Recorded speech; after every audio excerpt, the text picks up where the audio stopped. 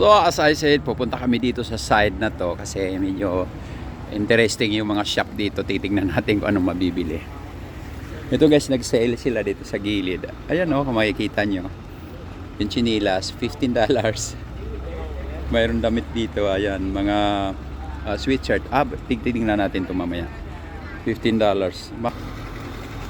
Ano yun, nagmamadali ka? May lakad? Kain tayo?